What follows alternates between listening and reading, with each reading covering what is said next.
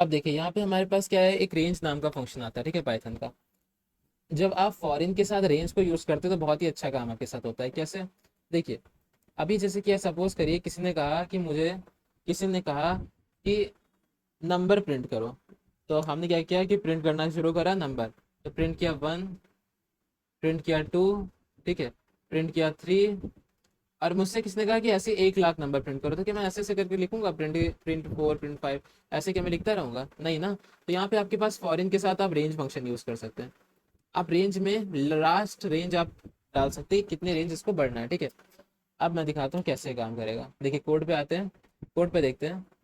तो देखिए यहाँ पे बोला गया है कि फॉर आई इन रेंज 5, ठीक है। तो रेंज क्या है? 5 ली है हमने। मैक्सिमम कितनी रेंज ली? 5। तो आई किससे शुरू होगा? 0 से शुरू होगा, ठीक है। और 5 रेंज लिए, मतलब ये 0 से शुरू होता है, 5 गिनतियां यहाँ पे आएंगी मैक्सिमम। अगर हम यहाँ पे 1 लाख ले लेते तो 1 लाख गिनतियां आती।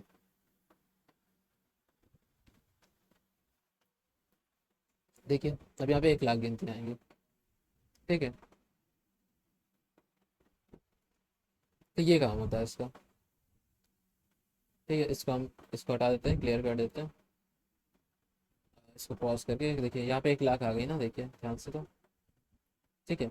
और 1 लाख में एक से क्यों नहीं शुरुआत हुई? क्योंकि यहाँ पे हमने वो देखा है कि यहाँ पे हमने 0 से शुरुआत की है, ठीक है। अभी हम बताएंगे कैसे 1 से भी शुरुआत कर सकते हैं, लेकिन देखिए यहाँ पे 0 से शुरुआत हुई है, ठीक है।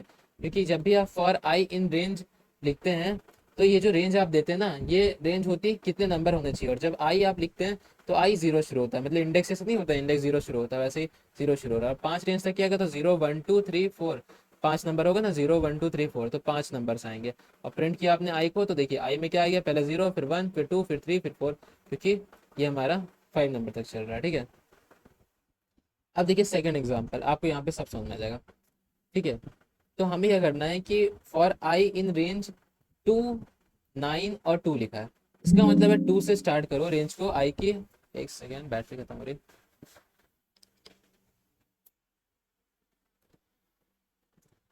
इसका मतलब है कि हमारी रेंज को 2 से शुरू करो और एंड कहाँ करो? 9 पे एंड करो। लेकिन हर बार नंबर को दो दो बढ़ाओ। देखिए जो लास्ट वाला लाइन लिखी है ना, उसका मतलब है कि दो नंबर्स हर बार इंक्रीज करो, ठीक है। और स्टार्ट कहाँ से करना है? ये यहाँ पे है। और स्टॉप कहाँ करना है? ये यहाँ पे है, ठीक है। तो अब देखिए, जब हमने कहा फॉर आई इन रेंज 2 से स्टार्ट करो, 9 पे एंड करो, और उसके बाद 2 2 आगे बढ़ाते रहो। तो अगर आप देखिए तो 2 पहले प्रिंट होगा ना, 2 से स्टार्ट करना। फिर 2 के बाद 1 2, तो 2 के बाद 3 स्किप हो गए, 2 आगे बढ़ा ना, तो 2 के बाद जब 2 आगे बढ़ेगा तो 4 हो जाएगा, तो 4 प्रिंट होगा। फिर 2 आगे बढ़ेगा तो 6 प्रिंट होगा, फिर 2 आगे बढ़ेगा तो 8 प्रिंट होगा, फिर 2 आगे बढ़ेगा तो 10 होगा। लेकिन 10 नहीं प्रिंट होगा, क्योंकि यहाँ पे सिर्फ हमें 9 तक की रेंज दिया था। इसलिए अगर आप सोचिए कि अगर मुझे 1 से लेकर 5 तक की नंबर प्रिंट करना हो, तो मैं ऐसे नहीं लिख सकता था कि 1 से 5 तक की नंबर प्रिंट करो, ठीक है। तो अगर मैं 1 से 5 यहाँ लिख देता ऐसे करके, ठीक है, तो 1 2 3 4 आ रहा है, तो 5 नहीं लेगा, तो यहाँ पे हमें क्या करना पड़ेगा? इसको 6 करना पड़ेगा, क्योंकि 5 को इंक्लूड नहीं करता, ठीक है। मतलब स्टॉप जो है ना, उसको इंक्लूड नहीं करेगा। तो आपको क्या करना पड़ेगा? स्टॉप को एक स्टेप आगे बढ़ाना पड़ेगा। देखिए 1 2 3 4 5 आ गया, ठीक है। और कितने स्टेप आगे बढ़ाना है, यहाँ पे आपको रखना पड़ेगा, ठीक है। तो यही होता है हमारा फॉर इन रेंज, रेंज वाला, ठीक है। ओह ओह ओह ओह ओह ओह। अब देखिए हमारे पास ब्रेक एंड कंटिन्यू है, ठीक है।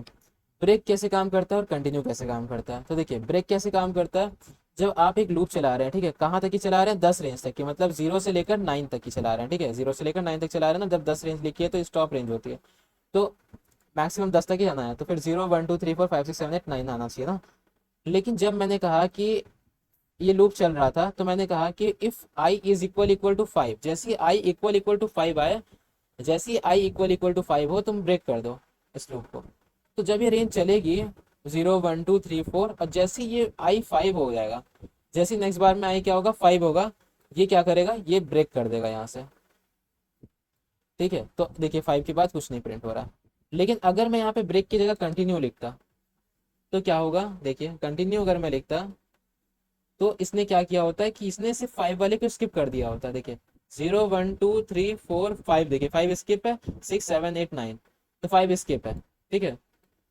वही अगर मुझे 1 से 10 तक की नंबर प्रिंट करना हो, तो ऐसे मैं लिखता ना, 1 11, ठीक है। रेंज 1 11 रखना, ताकि 1 से शुरू होता है, 11 10 पे खत्म हो जाता ना, 11 पे खत्म हो रहा है, मतलब 11 तो इंक्लूड करेगा नहीं ना।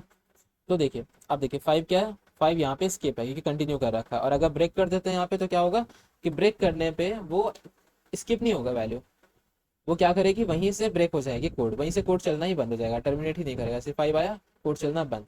ठीक है, क्योंकि हमने प्रिंट के बाद इफ को लिखा है, प्रिंट से पहले सॉरी इफ लिखा है, तो इसलिए ऐसा हो रहा है। अगर प्रिंट के बाद इफ लिखते तो क्या होता, तो सिंपल सी चीज़ है, कॉमन सेंस है कि प्रिंट के बाद इफ लिखते तो 5 आ जाता और उसके बाद इफ वाला स्टेटमेंट चेक होता और उसके बाद ब्रेक होता। ठीक है, तो पहले ही प्रिंट हो गई वैल्यू 5 जब हुई तो, और उसके बाद इफ स्टेटमेंट चेक हुई और उसके बाद ब्रेक हो गया लूप हमारा, ये भी हो गया। ठीक है,